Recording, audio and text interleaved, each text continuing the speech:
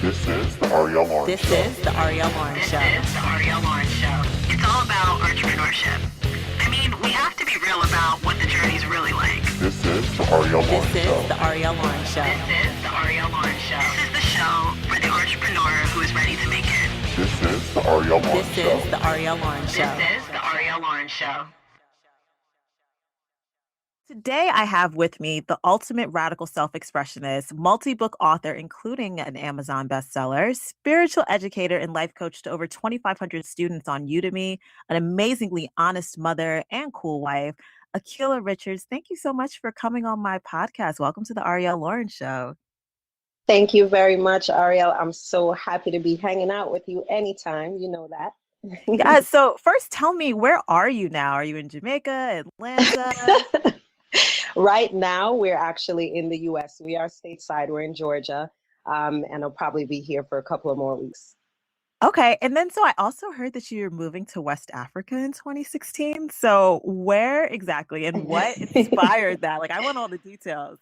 Of course. So as you know, my family and I, my husband Chris and our two daughters, we're a location independent family. So we kind of just hang out in different parts of the world and see what's what. And we have not been to the continent. We haven't been to Africa. And we are looking at Ghana, and we're also looking at South Africa. But we have quite a few friends in Ghana. And so we wanted to spend some time there. And also as Jamaicans, we were inspired by the fact that when you're in primary school in Jamaica, all you hear is that the Jamaicans are the Ghanaian slaves that they brought over, the Ghanaians they brought over as slaves, I should say, who they couldn't handle. The rowdy ones, the ones that were, were just causing all kind of wreck. And, so they dropped them off on this little island. And my friends from Ghana have been to Jamaica and called it Little Ghana. Love it. So we're really interested in going to Big Jamaica to check it out. I absolutely love that and can't wait for you to update us. So you mentioned obviously that your family is location independent, which I love, and I definitely want to dive into that, in this interview. But can you introduce our listeners to your radical self-expression philosophy? Can you just tell us, like, why did you create an entire company about allowing people to fully express their joy, their pain, and just like everything in between? Sure, absolutely. So everything I do is really a personal journey that I share. At my core, I'm a storyteller. That really is essentially what I do. I mine experiences and I share them so that other people can see mirrors and maybe get some motivation and also just feel a sense of connectedness to other people on the planet who are in similar parts of their journey. So that's essentially what the work is about. And radical self-expression, which I shortened that just to say radical selfie, is really about navigating and in some instances shedding the things that keep you on mute, M-U-T-E, the things that have you feeling like a lesser version of yourself. And it's such a universal feeling. But when we get these aha moments, right? So when we get this feeling, the human instinct is to try to crawl out of that space, to express ourselves. That's a very natural thing. If you watch children, you'll see that when you try to suppress a child's expression, you get all kinds of wreck because we're just not designed like that. And so that human experience of attempting to make sense of what's muting you and to get outside of that, that's essentially what the radical self-expression work is about, because you have the aha moments as you're crawling out of it. But I find that we don't know how to nurture the aha. What do we do with what we learn about ourselves as we're coming out of the spaces? And so radical selfie work is really about mining and navigating that space of really coming into yourself. And I focus specifically on spirituality, parenting, and entrepreneurship, because again, personally, that's just where I've been able to really explore and express who I am and what that means and how that shows up in the world. I love that. So can you tell me how radical selfie work has really served you as an entrepreneur, particularly allowing you to work through business challenges? Because, it's not all glitzy and glamorous, I think, the way that people like to believe it is. So, yeah, if you could just tell us, like, how you're, obviously the core work of your company to your clients, but that philosophy, like, how do you personally? Certainly. And that's such a great question. Thank you for asking that.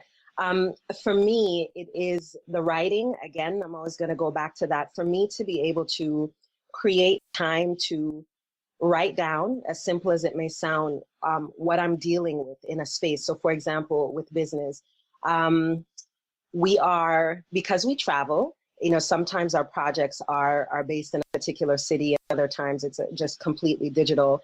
But when we travel, of course, money is something that comes up all the time. So if we're living on the north coast of Jamaica, where we can pay $600 a month for a beautiful 2-bedroom home, it's 5 minutes from the beach, that's one thing. But if we're in Atlanta or in South Florida, where it may be $1,500 for a 2-bedroom that's nowhere close to the beach, it's like we have to work differently. We have a different level of it's just different. The energy is different. The flow is different. And so through radical selfie work, I really get to understand how I can adjust my needs without feeling out of whack with who I am. So for example, I'm not an early riser. I'm not the person who's going to wake up at 8 o'clock or 7 o'clock or something like that. And usually I would beat myself up about that and say, man, the early bird gets the worm and all the terminologies you hear and all of that. But through radical selfie work, I get to not just understand, but embrace how I am, and then create a plan to say, if I'm in a space where I need to be working more than my usual work day, then I can come up with something that is in alignment with who I am and what I need without feeling like I'm sacrificing aspects of myself to get what I want. So in other words, kind of similar to another philosophy we live by, which is around unschooling. It's not about creating a plan and then figuring out how to fit myself into it. It's about everything in my life, from what time I wake up to who I work with, to what time I exercise, all of those things being in alignment with how I choose to express myself.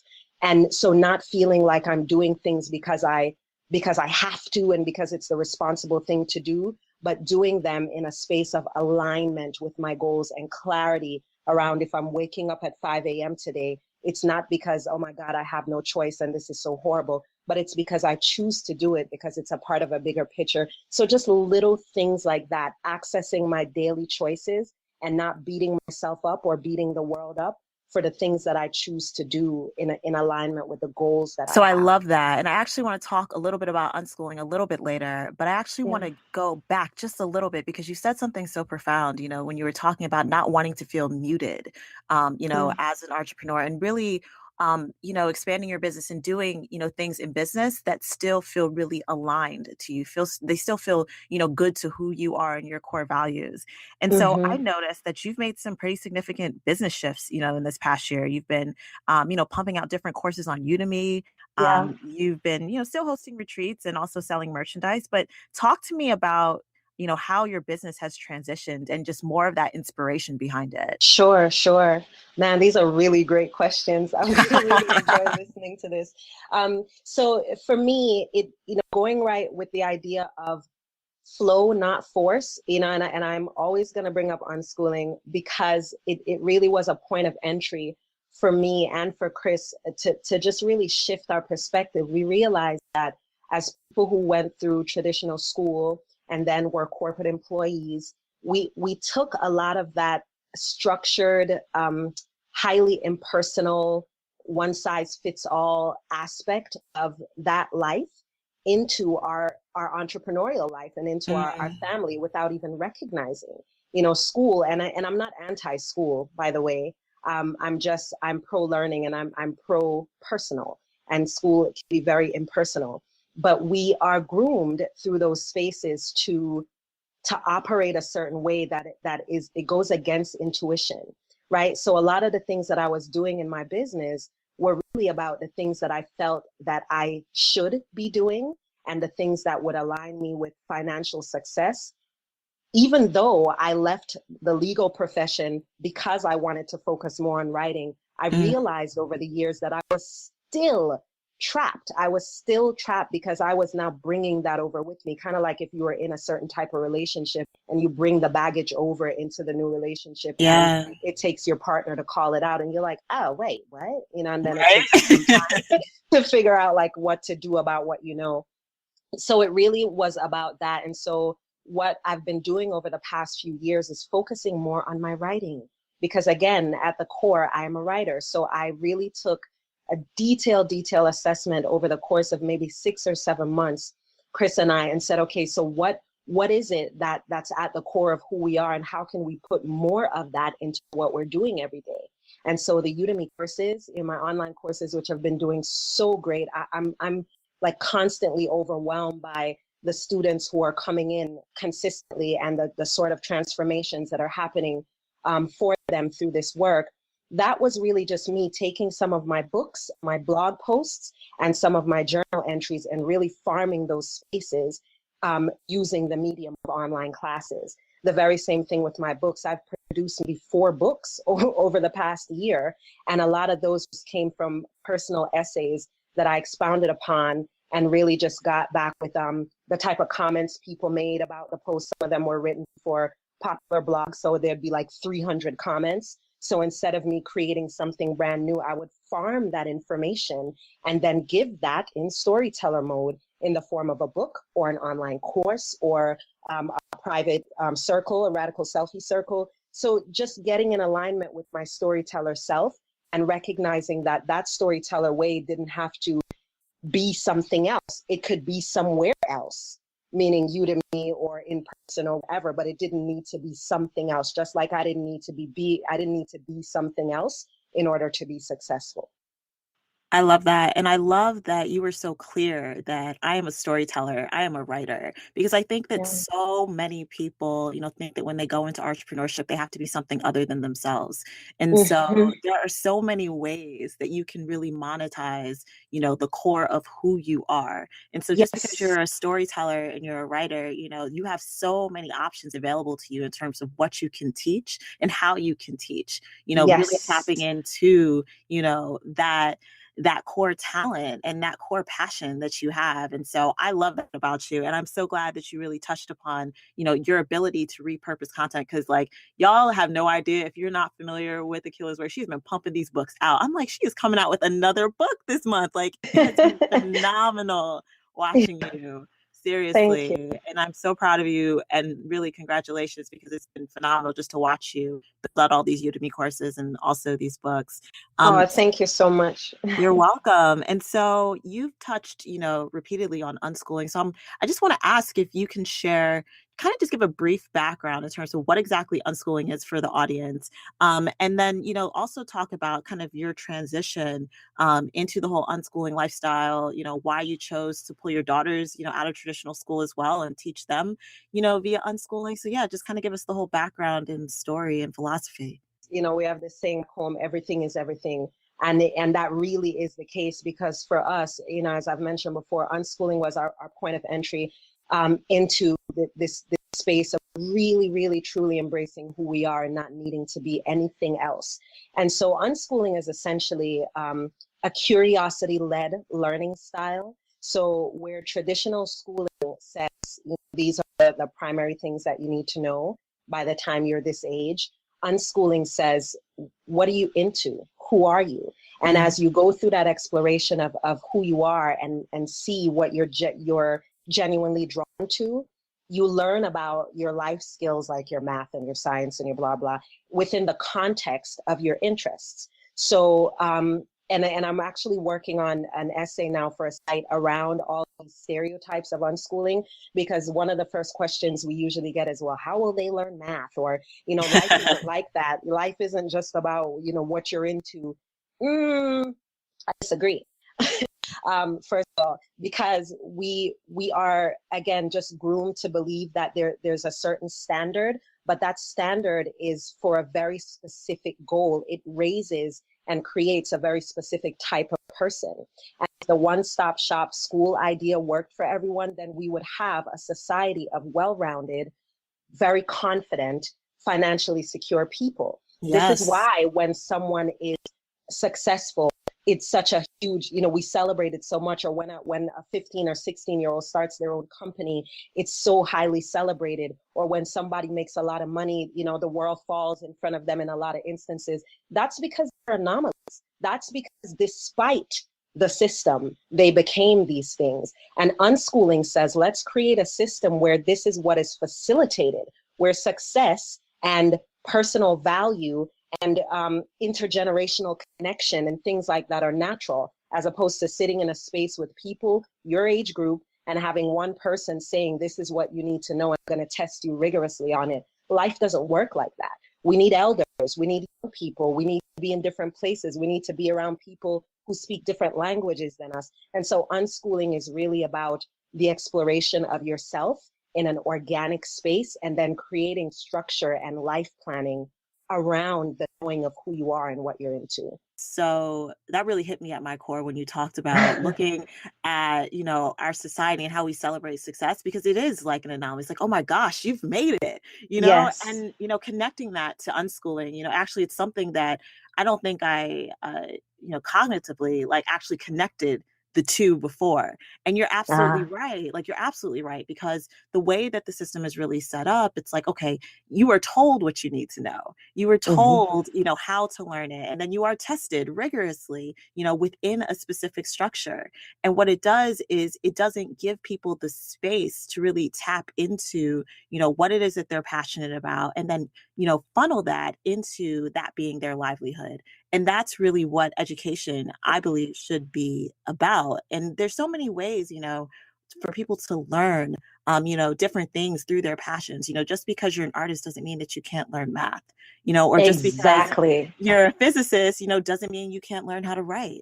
And so there's so many, you know, ways that we could be opening up education for people to have more fuller, well-rounded experiences. And so that, to me, like when you were talking about that, I was just like, oh, she's dropping gems. She's dropping gems today. I hope everyone Yes, you know exactly what I'm talking about.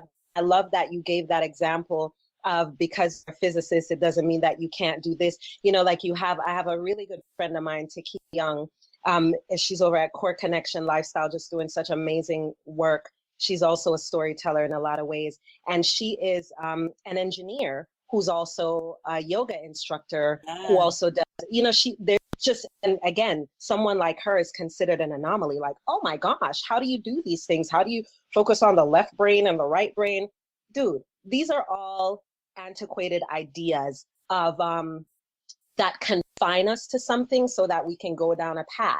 And really the path is created as you continue to explore yourself. And, you know, to your other question about how we got into it, that's exactly what happened. We have two daughters, you know, Marley and Sage, and Marley is 11. And when she started elementary school, we went through this process where we started recognizing how she was transitioning from the person we knew into the person that she was being groomed to be, the person she needed to be in that environment. And it was like hella uncomfortable. We felt like bad for her, you know, like she went from being this big, beautiful fire of a person who was very curious to someone who was saying, well, can I be curious? Is it time to be curious? And it, you know, it just broke our hearts. And so she went through to, I think by the time we left, she was in technically the 3rd grade, because she'd gone through these programs and she was labeled as gifted, and she skipped a couple of grades, and so it's like who she was being kind of like shuffled all over the place. So for example, because of the level of whatever academic something, I feel so disconnected from that world right now. But she was she was technically in the 2nd grade, but she had a teacher coming from another school to help her with her math. And then she was going into a gifted classroom for another subject, I think language arts, which meant she had to skip 2nd grade recess with her friends. And it was just like these little boxes. And it started reminding us of adulthood, where, you know, you dread Mondays and you're excited about Friday and the weekend is too short. Like she was exhibiting signs of that. We said, oh my God, we really started to see the programming and the grooming. And when her sister Sage started school, the very same thing happened. She got the same labels and was, you know, kind of all over the place, and they were constantly testing them, and the superintendent was involved, and it just felt like they were not getting to be children who were exploring their lives. There were people who were being set on a path based on labels, you know, that made sense on check boxes. And so I wasn't interested in homeschooling because that's just school at home, and why would I want to do that? So I started exploring just alternative education and came across John Holt, who's considered the father of unschooling. And then there's another guy, I think it's John Taylor Gatto, who wrote The History of Education in America or something. I'm probably botching the name. But they really went into the history of education and learning.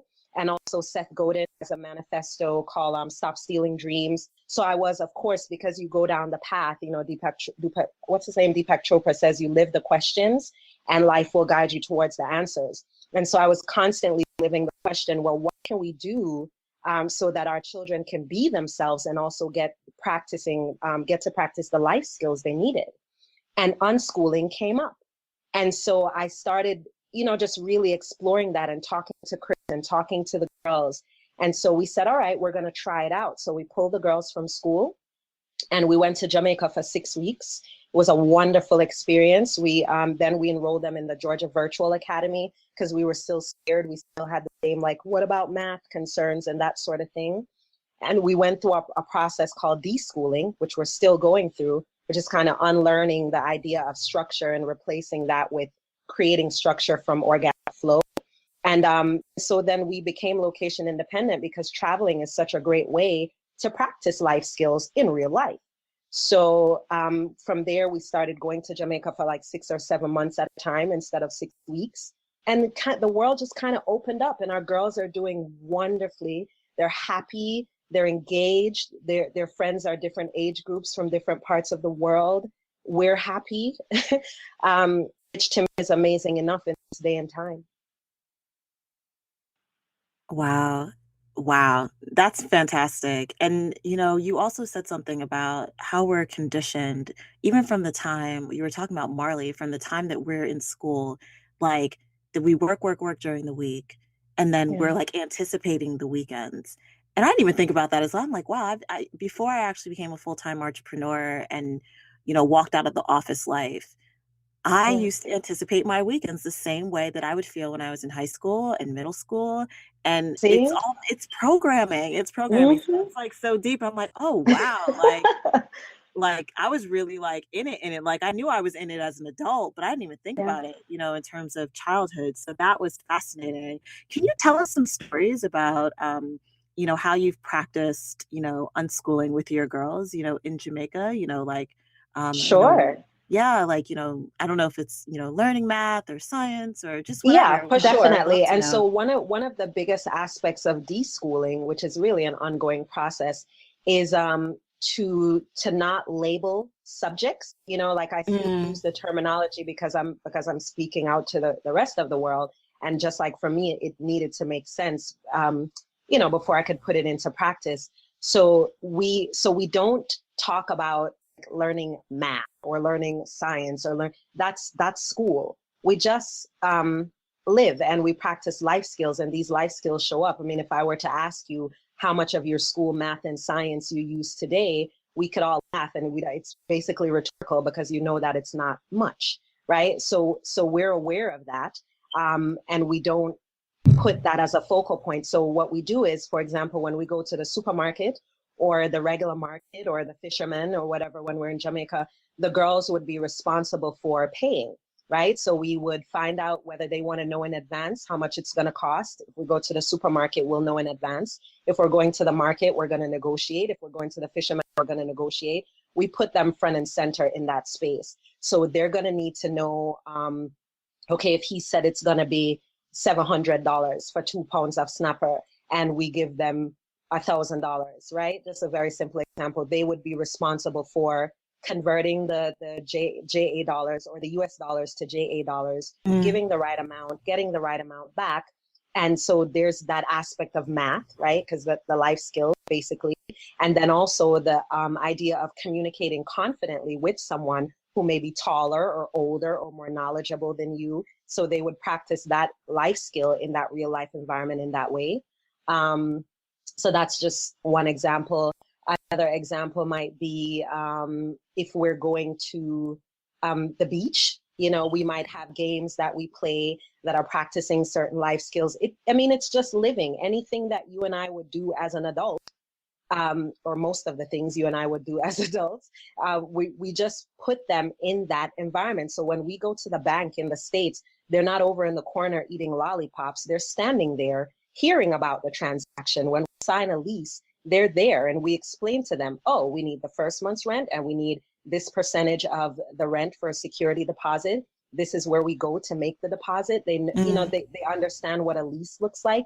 They understand what a contract looks like. When my husband has a contract to do design work for CARICOM, they're there looking at the contract and understanding what that organization does. You don't have to simulate a learning environment. Learning is a very organic thing. So they're just living with us and they're present with us, and they're not off to the side somewhere. They're in the middle of it all, and we also get involved in their lives. So, for example, Marley is very immersed in Japanese culture. She's learning the language completely on her own. I now have friends from Japan as a result of Marley. And so she got Manga Studio program that is teaching her how to draw in certain styles. She's on DeviantArt so that her art can be critiqued in a sense by other people who are very much in love with and engaged in that genre. She's on sites like Anime Amino where they're role playing and creating characters and doing background research. Sage is in the culinary arts and also digital arts. So her friends are on Sketchbook, and I could go on to the break on. You know what I'm saying? It's just life. They're just living. It's fantastic. That's absolutely fantastic. And it's so great that your kids are tapping into their passions right now and, and getting, the real life experience and really getting to explore, that's really awesome. And so I think the question that probably some people listening would ask you is, are you still testing your daughters at all? Do they still, take certain certifications to say that they've reached a certain grade, or have you completely kind of foregone the system? Completely outside of that space. We definitely do not test because testing doesn't prove knowledge at all. And even school administrators admit that and know that. There's such a big need for reform in education that is up to date. So we definitely do not test. Again, what we do is we engage in dialogue. So if I'm talking or playing a game of domino with Sage and, she doesn't recognize that 7 times 4 is 28, then I realize, oh, okay, we need to focus more on her mental math or her math in these ways. And so we just create more opportunities for that to be explored and practiced. Because that's how you actually learn something. I mean, I remember in school being a horrible tester, but a great student, right? Mm-hmm. I mean, my SAT scores, I wouldn't even say them out loud. However, I was able to get into the college I wanted to get into with scholarships, but it wasn't because of my testing. It was because of who I was and my extracurricular activities and my relationships with people. And so we just are skipping the check boxes and dealing with the real life skills. And one of the things that people usually want to know too, because we forego testing, is what about college? What if they want to go to college? Are you anti-college? We're definitely not anti-college. One, we don't feel that it's for us to decide. Marley and Sage will decide whether they want to go to college or even high school for that matter. If they said tomorrow that they wanted to go into a regular school system, we'd talk about it and we'd give them the opportunity to explore it because they're our children, but they're their own people, and we respect that. And we're giving them context and security and practice. And that's pretty much it. If they were interested in college, just like a gazillion other unschoolers and homeschoolers, then we would get them tutors. We'd put them in programs. I don't even like the word program, that will prepare them for that. And that's why your Ivy League schools, and they know this, are constantly seeking homeschoolers and now unschoolers, because they tend to be not just the one-sided where they can recognize a problem, but they can also solve it because they have confidence in themselves. They are okay with making mistakes. They know who they are. They know how they learn. And it's no different if they wanted to test into a college or a high school, whatever. You would just put them in the environment where those skills are practiced and they would test in. It happens all the time. Fantastic. So for everyone who's listening, Akilah has written a book about unschooling, and she's also designed a course for parents who want to explore it for their kids. So I will link both of those up in the episode show notes for everyone to check out. So Akilah, this has been amazing. Like, tell us what's next for you, yeah, so what's happening? What's exciting? Everything's exciting, but tell us what's Yes. Well, a little bit of a lot. It's really good. I mean, as we're continuing, what I really love about this lifestyle, Arielle, is that it's just constant exploration, constant mining, of my life experiences and Chris's and Marley's and Sage's. So we're really just four individuals who have gotten together divinely to just create together and support each other. And so that's kind of the space that we're in. And so for me in particular, two new coaches just joined my agency. The Life Design Agency is the umbrella company, and then Radical Selfie, so kind of a community under that space. And so the two coaches are Trelawney Michelle, she's over at SoFundamental.com, and then Monique Allison, who's over at RelationshipClarityCoaching.com. And so they are releasing books this year. And so we're going to be doing sort of like a virtual tour with some live stops around the exploration of radical self-expression through their lens. So Trelawney's book is called Women Who Ain't Afraid to Curse When They Talk to God, which I'm so excited about. I love that. Right? I just love it. And it really is about exploring spirituality from a very individualized space. She talks about simple spirituality aspects like the usual stuff that we know about, like journaling and prayer, but also other quote unquote taboo aspects like masturbation and even just having real conversation with God where you're comfortable saying whatever it is that you need to say to communicate. So just breaking down that muted space. Monique works on relationship clarity and just the aspect of reclaiming yourself in any aspect of a relationship, whether you're leaving a relationship or trying to work on one, or just the relationship between yourself and your mirror.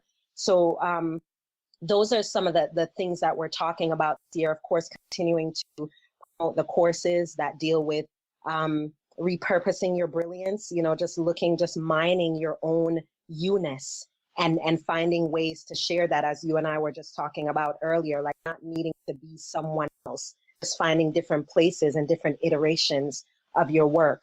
So those are the main things that are coming up, and all that information is over at radicalselfie.com.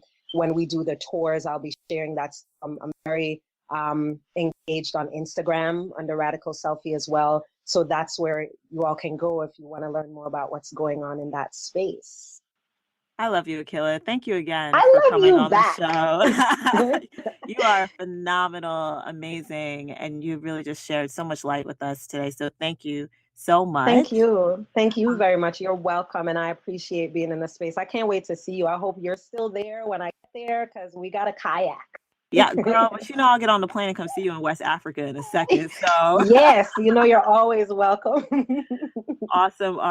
So I will definitely link up all of Akilah's links, from her Instagram to her different websites and books and courses, all of that. I'll link it up in the episode show notes. And thank you, everyone, for listening. You can subscribe to the Arielle Loren Show on iTunes, Android platforms, and YouTube. Just follow the links on arielleloren.com. But don't click off this episode just yet. I always like to give a free gift, discount, or special offer away for every episode. So hold on for a few seconds. Are you dreaming of taking your business, book, music, or creative project on the road? Learn how me and Avita Robinson were able to travel across the country and all over the world while promoting our businesses to new audiences. Go to touringforstartups.com and get in-depth training to plan your own promotional events and get everything you need to take your work on the road. touringforstartups.com.